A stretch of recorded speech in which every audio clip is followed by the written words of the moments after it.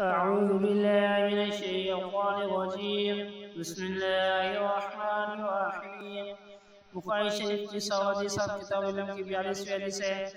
قال حدثنا اسماعيل بن ابي ويس قال حدثني مالك عن هشام بن عروة عن ابي عن عبد الله بن عمرو بن العاص قال سمعت رسول الله صلى الله عليه وسلم يقول ان الله لا يقبض العلم انتزاعا ينتزع من العباد ولكن يقبض العلم بقبض العلماء حتى اذا لم يبق عالما اتخذ الناس رؤوسا جهالا فسئلوا فافتوا بغير علم فضلوا واضلوا قال الفيرابري قال حدثنا عباس قال حدثنا قتيبة قال حدثنا جرير عن هشام نحوه عبد الله بن عمرو بن عاص رضی اللہ عنہما سے روایت ہے کہ میں نے رسول اللہ صلی اللہ علیہ وسلم کو فرماتے سنا ہے کہ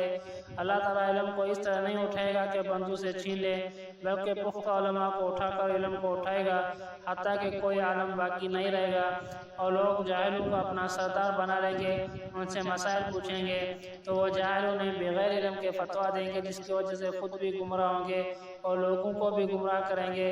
فیرابری نے کہا ہم سے عباس نے بیان کیا، انہوں نے قتیبہ سے، انہوں نے جریر سے، انہوں نے ہشام سے، اس کی مانند